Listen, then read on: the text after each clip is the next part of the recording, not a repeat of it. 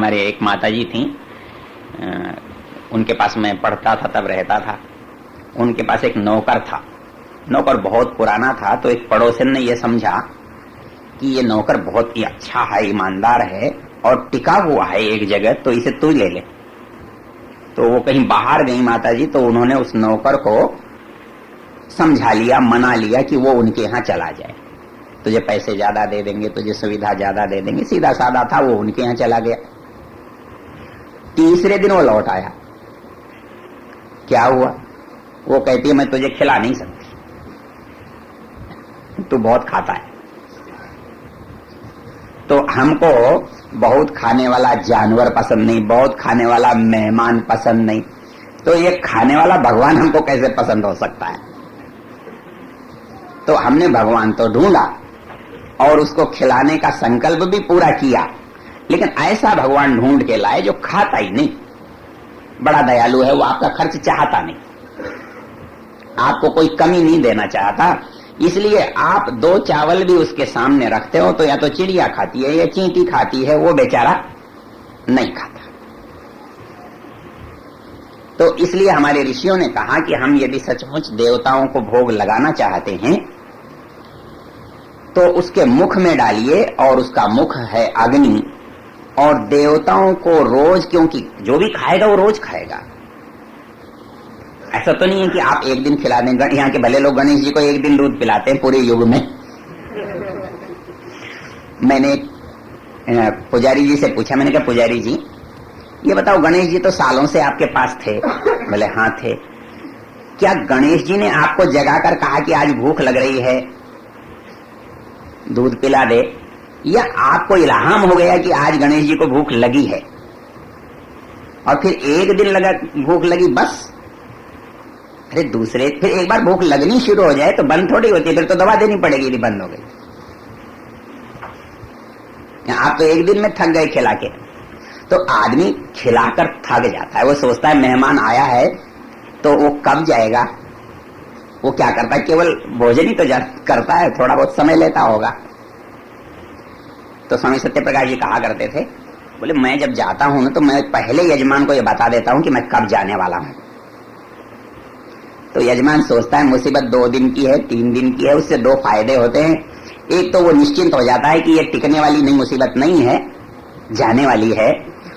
और दूसरा क्या होता है कि ज्यादा ठहरने वाले के लिए यजमान कुछ बचा कर रखता है, कल क्या खिलाऊंगा, तो वो दिल खोलकर सेवा सत्कार कर देता है।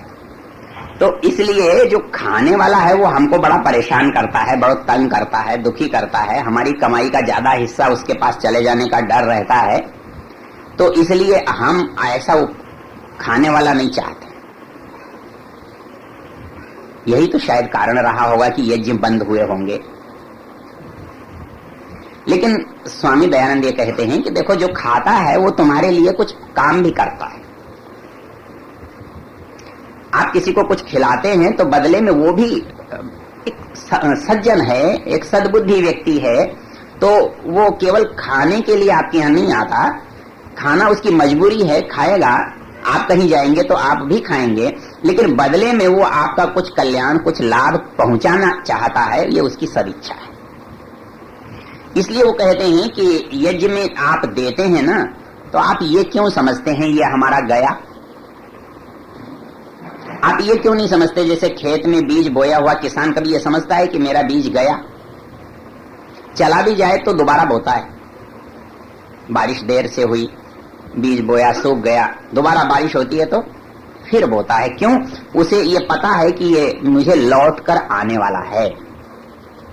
तो वैसे ही यज्ञ वो पद्धति है, वो आविष्कार है जो हमको ज्यादा करके मिलता है। जो जाता है वो नहीं, हमसे घटता नहीं है, बल्कि अधिक होकर प्राप्त होता है, उसकी मात्रा बढ़ती है। यदि हम यज्ञ में कोई भी सामग्री डालते हैं तो जितनी थोड़ी सामग्री हम डालते हैं उससे बहुत ज्यादा वह होकर प्राप्त होती है। क्यों? नियम है। नियम यह है कि स्थूल वस्तु को जब सूक्ष्म रूप में आप ले आएंगे तो वो व्यापक हो जाएगा और प्रभावकारी हो जाएगा। दोनों नियम है। आप ये विज्ञान की बात आज करते हैं, लेकिन इसके बारे में आप विस्तार से पढ़ना चाहें तो ऋग्वेदादि भाष्य भूमिका का जो वेदोक्त धर्म प्रकरण है उसमें आप इसको देख लो। कर्मकांड के बारे में स्वामी जी चर्चा करते हैं, उसमें बड़े विस्तार से लिखते हैं। तो वहां स्वामी जी ने बड़ी सीधी बात लिखी है कि नियम यह है कि आप कहते हो हम क्यों नष्ट करते हैं, हम हवन में डालकर क्यों घी सामग्री को बर्बाद करते हैं, क्यों फूंकते हैं। स्वामी जी कहते हैं कि कोई पदार्थ नष्ट तो हुआ ही नहीं करता, केवल अदृश्य होता है। यही आज का विज्ञान कहता है। जब आपने घी डाला था आपको दिख रहा था, और आपने जैसे ही उसमें आहुति दी वो अलग अलग गैसों के रूप में, अलग अलग पदार्थों के रूप में बंट गया और ज्यादा हो गया पहले से। हम यज्ञ क्यों करते हैं? हम चाहते तो है सबको खिलाना, लेकिन हमारे पास उतना नहीं हो सकता जितना होना चाहिए। हमारे यहाँ एक बड़े यज्ञ प्रेमी हुआ करते थे जो महर्षि दयानंद के सामने उनके शिष्य बने, महात्मा कन्हैयालाल जी। वो यज्ञ की पद्धति करने के लिए जब स्कूलों में जाते छोटे छोटे बच्चों से पूछते, भाई तुम्हारी कक्षा में कितने बच्चे हैं? कोई कहता 25 हैं, 30 हैं, 50 हैं। स्कूल में कितने हैं? 100 हैं, 200 हैं, 400 हैं। बोले भाई मेरे थैले में कुछ बतासे हैं, वो इतने तो नहीं है कि मैं सबको दे सकता हूं, तो बताओ कोई उपाय कि मैं ये सबको कैसे दे सकता हूं। तो पानी में डाल इन्होंने बताया पानी में डाल के। पानी में डाल के भी एक सीमा तक आप दे सकते हैं, इसमें कोई दो राय नहीं है, क्योंकि स्थूल से कुछ सूक्ष्म हुआ। लेकिन कुछ और भी ज्यादा लोगों को हम देना चाहते हैं तो हम कहां के क्या उपयोग करेंगे उसका? तो फिर अग्नि में डालेंगे, और अग्नि में डालकर कितना उसका प्रभाव हो सकता है इसकी कल्पना नहीं की जा सकती। इसलिए हम उत्तमोत्तम पदार्थों को खाना तो अच्छी बात है, लेकिन खाने के साथ अग्नि में डालना भी उतनी ही अच्छी बात है। इसलिए हम उत्तम पदार्थों की हवि यज्ञ में देते हैं। क्या लाभ हुआ इससे? इससे दो सबसे बड़े लाभ हुए। एक तो कम वस्तु से अधिक उपयोग हुआ। थोड़ा सा घी हमने डाला था, थोड़ी सी सामग्री हमने डाली थी, तो वो वातावरण में उसने कितना सुगंध फैलाया इसको आप नाप नहीं सकते। वैज्ञानिक उपकरणों से नाप भी सकते हैं, लेकिन सामान्य रूप से नहीं नाप सकते। अच्छा, उसका दूसरा सबसे बड़ा क्या लाभ होता है? हमारे पड़ोसी से बोलचाल कम है तो हम प्रसाद उसे पहुंचाएं या न पहुंचाएं हमारी मर्जी है, वो ले या न ले उसकी मर्जी है। लेकिन वो यज्ञ करे तो हम क्या करेंगे, या हम यज्ञ करें तो वो क्या करेगा? हमारा प्रसाद नहीं लेगा। क्यों? कि ये देवत्व की शक्ति आ जाती है, दिव्य शक्ति आ जाती है। दिव्यता क्या है, देवत्व क्या है? जब ये स्थूल सीमाएं जहां टूट जाती हैं, जहां समाप्त हो जाती हैं, वो परिस्थितियां दिव्य होती हैं। वो चाहे लोक दिव्य हो, वो बात दिव्य हो, वो कार्य दिव्य हो, मतलब दिव्य देवत्व की सीमा में आ जाता है। इसलिए हमारे ऋषियों ने एक ऐसा आविष्कार किया है कि हम इन सामान्य जड़ वस्तुओं से दोहरा लाभ प्राप्त करते हैं, वातावरण की शुद्धि भी करते हैं और अपनी आत्मा की पवित्रता भी करते हैं। क्योंकि जब यज्ञ व्यक्ति करेगा तो यज्ञ करने का जो संकल्प है मन में, वो सत्वगुण का प्रभाव है। ये प्रकृति के 3 गुण हैं, सत्व है, रज है, तम है, और ये निश्चित रूप से प्रकृति में है तो वो आत्मा से, इस शरीर से जुड़े होने के कारण इस शरीर में भी हैं, और इस शरीर के कारण से वो आत्मा को भी प्रभावित करते हैं। तो जब प्रकृति में सत्वगुण बढ़ता है तो हमारा शरीर में भी सत्वगुण बढ़ता है। यदि तमोगुण बढ़ता है तो हमारे शरीर में भी तमोगुण बढ़ता है, और रजोगुण होता है तो हमारे शरीर में भी रजोगुण होता है। सत्वगुण की सबसे बड़ी पहचान है कि व्यक्ति परोपकार करने की बात केवल और केवल तब सोचता है जब उसके मन में सत्वगुण का प्रादुर्भाव होता है। यज्ञ करने की बात मनुष्य केवल तब सोच सकता है जब उसके मन में सत्वगुण का प्रादुर्भाव होता है। मनुष्य वेद पढ़ने के बारे में, परमेश्वर का चिंतन करने के बारे में, स्वाध्याय करने के बारे में तभी विचार करता है जब उसके मन में सतोगुण की प्रधानता होती है। इसलिए सतोगुण वो गुण है जिसको सब प्रभावित करते हैं और सबसे प्रभावित होता है, जिसे सब पसंद करते हैं, जो सबको पसंद है। इसलिए जब हम सतोगुण में होते हैं उस समय हमारा किया हुआ कार्य, उस समय हमारा किया हुआ विचार सबके लिए उपयोगी होता है। स्वामी जी महाराज ने संस्कार विधि के सामान्य प्रकरण में एक वाक्य लिखा है, दुनिया के जितने भी काम हैं उनको हम करते हैं तो जब हमारा भला होता है तो दूसरे का नुकसान होता है, और दूसरे का भला होता है तो हमारा नुकसान होता है। क्योंकि कहीं लाभ होता है, किसी को शेयर में लाभ हुआ तो उसको लाभ तब होगा जब दूसरे को शेयर में हानि हुई हो। व्यापार में किसी को लाभ हुआ है तो किसी की गांठ से गया है, कम ज्यादा। लेकिन स्वामी जी महाराज कहते हैं कि यज्ञ ऐसी प्रक्रिया है जो अपने और पराये कल्याण के लिए किया जाने वाला कार्य है। अर्थात इससे जो कर रहा है उसका भी भला होता है और इससे जो दूसरे लोग हैं उनका भी भला होता है ना। हमारे ऋषियों ने उन कार्यों की खोज की है जिसमें हमारी हानि नहीं है लेकिन हमारे लाभ के साथ दूसरे का भी लाभ है। इसलिए यज्ञ संसार का सर्वोपकार करने वाला कार्य है, संसार का कल्याण करने वाला कार्य है, और इसलिए प्रत्येक को अनिवार्य रूप से करना चाहिए। ये बात हमारे ऋषि लोग कहते हैं। आजकल विज्ञान बड़ा विकसित है।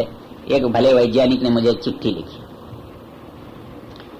विज्ञान का विद्यार्थी होगा, कोई जैन लड़का था। उसने लिखा कि आजकल सबसे ज्यादा जो वातावरण का प्रदूषण है ये आर्यसमाजी करते हैं। और क्यों करते हैं कि वो हवन करते हैं।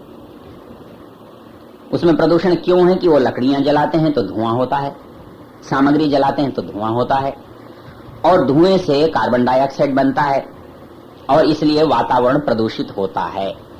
और उसने किसी वैज्ञानिक को एक पत्र लिखा। वैज्ञानिक ने लिखा, हाँ लकड़ी जलाने से दुर्गंध होती है। उसने वो पत्र मुझे भेज दिया। इसमें यदि आप परोपकारी पढ़ते हैं तो पीछे साल 2 साल पहले इसकी विस्तार से चर्चा हुई है। जैसा मेरा स्वभाव है, मैं उन इस विषय के जिनको विशेषज्ञ मानता हूं या जिन्होंने इस पर विचार किया है, मैंने वो पत्र उन लोगों को भेज दिया। उनमें हमारे महाराष्ट्र के एक सुबा काले हैं, उन्होंने बहुत ही सुंदर 2 लेख हमारे परोपकारी में इसके उत्तर में लिखे। एक लेख सत्यव्रत राजेश गुरुकुल कांगड़ी के हैं, उन्होंने बहुत सुंदर लेख लिखा। और वैज्ञानिक दृष्टि से भी, तार्किक दृष्टि से भी और परंपरा से भी उस बात को उन्होंने समझाया कि भले आदमी जो चीज काल की कसौटी पर खरी उतरी है उसको विज्ञान की कसौटी पर नकार नहीं सकते। कहीं समझने में भूल है, उसको ठीक समझिए। कैसे समझने की बात है भाई, इसमें कोई दो राय नहीं है कि लकड़ी जलाते हैं तो धुआं होता है, धुआं होता है तो थोड़ा बहुत प्रदूषण हो सकता है, इसमें क्या एतराज है। लेकिन सवाल यह है कि प्रदूषण तो हमारे भोजन बनाने से भी होता है, प्रदूषण तो हमारे कार में चलने से भी होता है, प्रदूषण तो हमारी फैक्ट्री से भी होता है, प्रदूषण तो हमारे घर के झाड़ू लगाने से भी होता है। तो क्या ये काम बंद किए जा सकते हैं? प्रश्न ये है कि हानि की मात्रा क्या है और लाभ की मात्रा क्या है। तो यज्ञ में वो भला आदमी जो बात समझ रहा है वो समझता इसलिए नहीं है कि उसने यज्ञ को कभी अध्ययन ही नहीं किया। यज्ञ में कोई भी लकड़ी नहीं डाली जाती। आप कीकर की, बबूल की लकड़ी से हवन नहीं करते, आप नीम की लकड़ी से हवन नहीं करते, आप शीशम की लकड़ी से हवन नहीं करते, जो मजबूत लकड़ियां हैं उनसे हवन नहीं करते, जो दुर्गंध वाली लकड़ियां हैं उनसे हवन नहीं करते। आप उन लकड़ियों से हवन करते हैं जो बहुत कमजोर है। बहुत कमजोर है मतलब उनमें कार्बन डाइऑक्साइड पैदा करने की क्षमता ही बहुत कम है। आप पीपल से हवन करते हैं, आप आम से हवन करते हैं, आप ऐसी दूसरी लकड़ियों से, मतलब ये हमारे यहाँ वैज्ञानिक स्तर पर जांच परख कर इनका निर्धारण किया गया है कि कौन सी चीज यज्ञ में काम में लेनी है और कौन सी चीज नहीं लेनी। कोई भी लकड़ी हम नहीं डालते हैं तो हमारी मजबूरी है, हमारा अज्ञान है, हमारी गलती है। कोई भी सामग्री हम यज्ञ में नहीं डालते। हम चूल्हे में तो लकड़ी कोई भी जला लेते हैं, लेकिन यज्ञ में हम कोई भी लकड़ी नहीं जलाते। यज्ञ में केवल मीठे की आहुति देते हैं, केवल घी की आहुति देते हैं। हम मिर्चों की आहुति तो नहीं देते, हम नमकीन पदार्थों की आहुति तो नहीं देते। तो ऐसा नहीं है, बिना सोचे किया गया कार्य नहीं है, बहुत बुद्धिपूर्वक किया गया कार्य है। और यदि आपको इसको विस्तार में पढ़ना हो तो स्वामी सत्यप्रकाश जी ने पहले तो अंग्रेजी में लिखी थी अग्निहोत्र, जो इलाहाबाद विश्वविद्यालय के रसायन शास्त्र के प्रोफेसर और अध्यक्ष थे। और दूसरी नई पुस्तक निकली है पंजाब विश्वविद्यालय से डॉक्टर राम प्रकाश की, वो भी रसायन शास्त्र के प्रोफेसर हैं। उनका भी अग्निहोत्र के नाम से ग्रंथ है, बहुत अच्छा है, लेकिन वो प्रारंभिक है। उन्होंने लिखा है कि मैं एक दिशा दे सकता हूं, उसका डॉक्टर राम प्रकाश, हाँ सत्यप्रकाश जी की तो अंग्रेजी में है अग्निहोत्र, और डॉक्टर राम प्रकाश जी की हिंदी में है, जो पंजाब विश्वविद्यालय में रसायन शास्त्र के प्रोफेसर हैं। और इसके अतिरिक्त 4, 5, 6 लेख इस बारे में पिछले दिनों में छपे हैं, जो बहुत ज्ञानवर्धक हैं, बड़े उपयोगी हैं। डॉक्टर सत्यव्रत राजेश का लेख जनजान में छपा है, आर्यमित्र में भी छपा है। सुबह काले का लेख परोपकारी में छपा है। एक किसी और विद्वान का लेख है, वो भी बहुत अच्छा है। एक बार मेरी इच्छा हुई थी कि इन सारे लेखों को एक पुस्तकाकार रूप में प्रकाशित किया जाए, जिससे जन सामान्य को लाभ हो सके, लेकिन वो बात मन में रह गई और समय बीत गया। कभी अवसर मिला तो देखेंगे। तो हमारे यहाँ बड़ा वैज्ञानिक है। इस हवन कुंड को कभी आपने देखा है कि ये ऐसा नहीं होता, ये ऐसा होता है। ये पिरामिड का उल्टा रूप है। आप इसे उलट कर रख देंगे तो जैसे पिरामिड बने हुए हैं उस तरह का है। क्यों ऐसा? क्यों ऐसा? इसलिए कि कम समिधा में अधिक ताप आप कैसे ले सकते हैं। कम से कम समिधा जलाकर अधिक से अधिक ताप आप कैसे ले सकते हैं। और फिर जैसा हवन कुंड है उसके हिसाब से घी की सामग्री की समिधाओं का आकार और मात्रा निश्चित है। यज्ञ कुंड में धुआं नहीं उठना चाहिए, मतलब उसकी घी और सामग्री इतनी होनी चाहिए जो समिधाओं का अनुपात बना सके। ज्वाला सतत रहनी चाहिए, उसमें घी और सामग्री इतना डलना चाहिए कि सतत ज्वाला रहनी चाहिए। तो आप जो शिकायत करते हैं वो नहीं है। एक बार स्वामी सत्यप्रकाश जी हमारे कॉलेज में व्याख्यान देने के लिए आए, तो एक हमारे साथी ने, एक प्रोफेसर ने सवाल किया, स्वामी जी महाराज इस धुएं से तो कार्बन डाइऑक्साइड होता है। बोले तुम कोका कोला पीते हो, उसमें क्या क्या होता है? उसमें होता है ना, उसमें कार्बन डाइऑक्साइड होती है। ऐसा है कि कोई भी चीज मात्रा में नुकसानदेह नहीं होती, मात्रा से बाहर नुकसानदेह होती है। तो इसलिए प्रारंभिक रूप से इसमें कुछ बात होती है, उससे कोई फर्क नहीं पड़ता। लेकिन घी के जलने से, घी की विशेषता क्या है? यजुर्वेद का एक मंत्र है, घृतेन द्यावा पृथ्वी पूर्येथाम इंद्रस्य छदिरसि विश्व जनस्य छाया। क्यों जी? घृतेन द्यावा पृथ्वी पूर्येथाम, यदि इसका मोटा अर्थ करें, आप इसका आध्यात्मिक अर्थ भी कर सकते हैं, आदि भौतिक भी कर सकते हैं, कि घी से इस द्यूलोक और पृथ्वीलोक को भर दो। कैसे भरोगे? भरने का सिवाय एक तरीका की वस्तु को गैसीय रूप में आप परिवर्तित कर दें, और कोई तरीका नहीं हो सकता। वो कहता है कि इस वातावरण में जितने दुर्गंध है, जितनी विषाणु हैं, वो केवल घी नष्ट कर सकता है, और घी भी गाय का। बाकी घी तो हमारे विकल्प हैं, मजबूरी हैं। हम तो पता नहीं क्या डालते हैं, क्योंकि बाजार से लाते हैं तो ईश्वर ही जानता है। हम जब घी खरीदने जाते हैं तो एक व्यक्ति ने मुझसे पूछा, जी आप देसी घी करते हैं, देसी घी का शौक रखते हैं, तो क्या गारंटी है कि आप देसी घी ही खरीदते और खाते हैं? मैंने कहा एक ही गारंटी है कि देसी के पैसे दे रखे हैं, और क्या गारंटी? या तो वो भला आदमी जानता है जो घी बनाता है, या ईश्वर जानता है जो देखता है। बाकी तो हम कुछ नहीं कह सकते हम क्या खा रहे हैं क्या नहीं खा रहे हैं।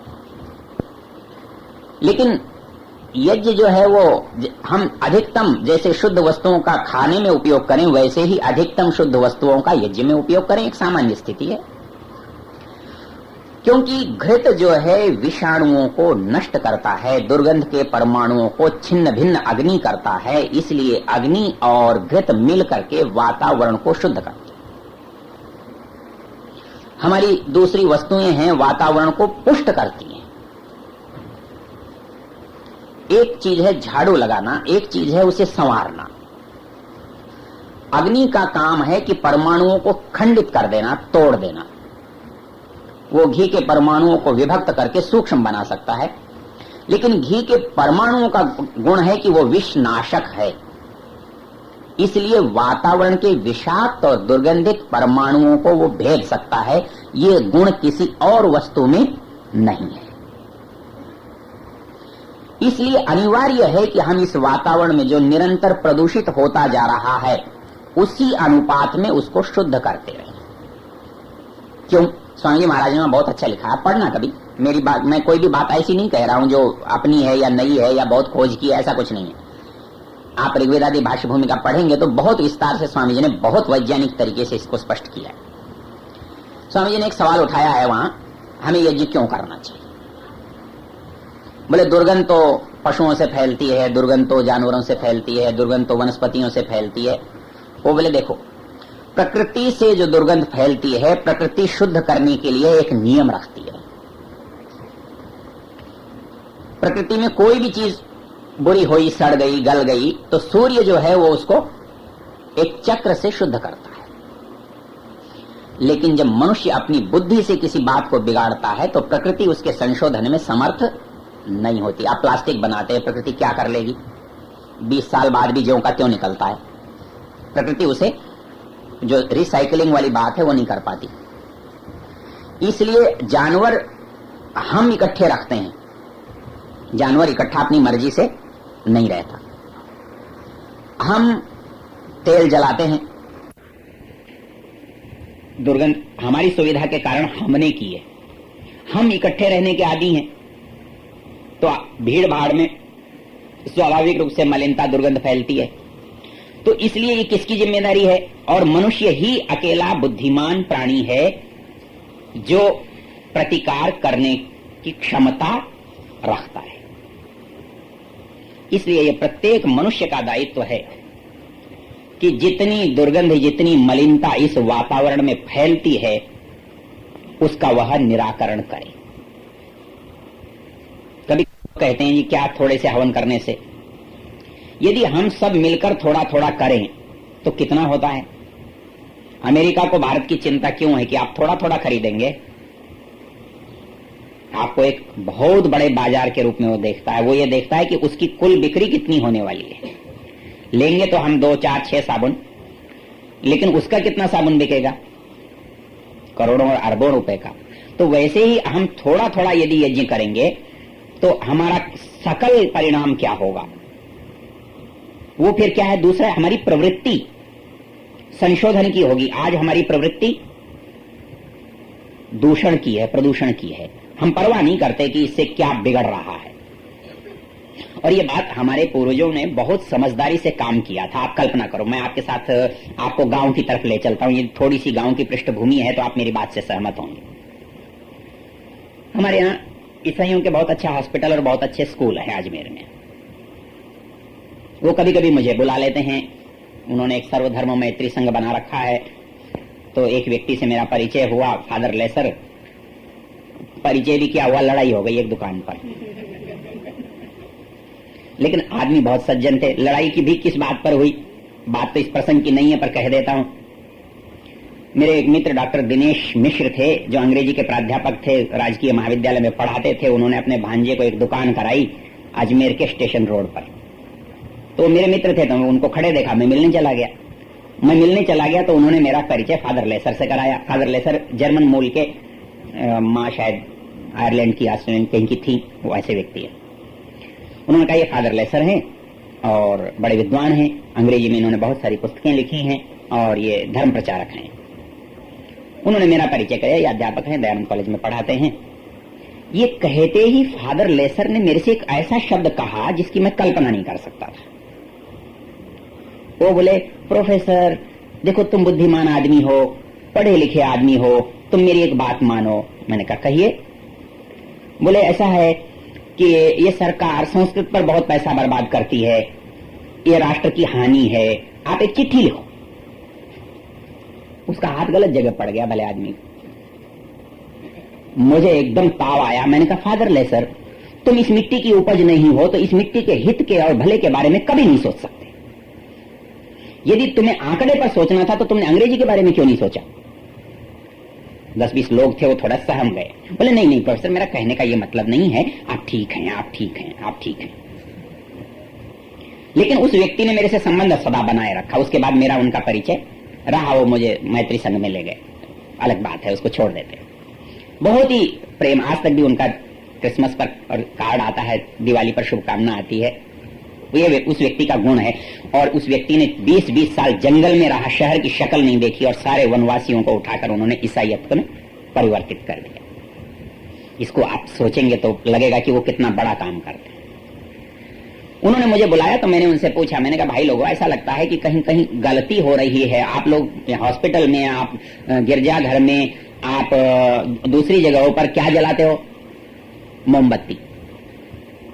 मैंने पूछा मोमबत्ती क्यों जलाते हो आप? यदि मोमबत्ती केवल प्रकाश के लिए जलाते हो तो बिजली के बल्ब जला लिया करो, और यदि किसी और कारण से जलाते हो तो आप गलत जलाते हो, क्योंकि ये प्रदूषण को बढ़ाने वाली चीज है। हमारे यहाँ हॉस्पिटल में क्या है, दिन भर मोमबत्तियां जलती हैं। बच्चा पैदा होता है, वो कहते हैं लड़की हुई तो 5 मोमबत्ती जलाओ, लड़का हुआ तो 7 मोमबत्ती जलाओ, तो 150 बच्चे तो होते रहते हैं, तो वो दिन भर मोमबत्तियों का ढेर जलता रहता है।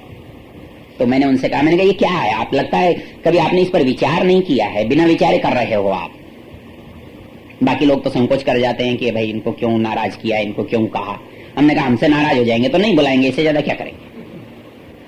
मैंने कहा देखो एक बात सुनो, ये बात हमने जितनी अच्छी समझी है आप नहीं समझ सके। आप प्रसन्नता ही तो व्यक्त करना चाहते हो ना, प्रकाश के माध्यम से। हमारे यहाँ प्रसन्नता व्यक्त करते हैं घी के दिए जलाकर। आप अपने ग्रामीण पृष्ठभूमि में जाकर देखिए, जब हम प्रसन्न होते हैं तो घी के दिए जलते हैं। केवल दिए जलाना नहीं बोलते, घी के दिए जलते हैं। हम सफल होते हैं तो हमारी घी में होती हैं। हम कहते हैं ना भाई 5 घी में है, और कुछ ज्यादा हो जाए तो सर कढ़ाई में होता है। तो हमारे पूर्वजों ने, हमारे ऋषियों ने इस तथ्य को समझा था। वो प्रसन्नता को भी इस तरह से व्यक्त करते थे जिससे पर्यावरण को शुद्ध किया जा सके, दूषित नहीं होना चाहिए। हमारी पाश्चात्य संस्कृति ये नहीं समझती कि हम प्रसन्न हो रहे हैं तो इसका दुष्प्रभाव क्या पड़ेगा। हम बहुत प्रसन्न होते हैं तो कुछ मांस खा लेते हैं, 2-4 प्राणियों की हत्या कर लेते हैं, शराब पी लेते हैं, कुछ पैसे का नुकसान कर लेते हैं, कुछ शरीर का। लेकिन हम जब प्रसन्न होते हैं तो हम परोपकार करते हैं, हम प्रसन्न होते हैं तो हम दान करते हैं, हम प्रसन्न होते हैं तो हम यज्ञ करते हैं, हम प्रसन्न होते हैं तो घी के दिए जलाते हैं। 2 लाभ होते हैं, हम भी प्रसन्न होते हैं और हमारे साथ का वातावरण भी प्रसन्न होता है। ये चिंतन का फर्क है, ये दर्शन का फर्क है। हम किसी चीज को कैसे अभिव्यक्त करते हैं और अनजान आदमी उसको कैसे अभिव्यक्त करता है। प्रसन्नता तो वो भी अभिव्यक्त करता है, वो भी प्रकट करता है, और प्रसन्नता हम भी प्रकट करते हैं। लेकिन आप सदा देखेंगे अपने यहां जब भी कोई भला काम होगा तो दान की बात सोची जाएगी, यज्ञ की बात सोची जाएगी, दूसरों को भोजन कराने की बात सोची जाएगी। मतलब आपको आश्चर्य होगा, यदि आप पुरानी परंपरा से परिचित हो तो अपने घर में यदि बेल लगी है तो पहली लौकी होगी तो किसे दी जाएगी? जाओ पंडित जी को दे आओ। मतलब हम अपने लिए सोचते ही नहीं है। हम घर में किसी भी नई चीज का प्रयोग तब तक नहीं करते जब तक उससे हम दूसरे के लिए नहीं सोच लेते। ये पंडित जी को दे दो, ये महात्मा जी को दे दो, ये सन्यासी जी को दे दो, ये गुरु जी को दे दो, ये गरीब आदमी को दे दो। और हमारे परिवेश में गरीब रहता था तो कभी भूखा नहीं मरता था, गरीब रहता था तो कभी बिना कपड़े नहीं रहता था, गरीब रहता था तो गरीब रहता था लेकिन आवश्यकताओं से वंचित नहीं रहता था। ये यज्ञ का प्रभाव था। और इस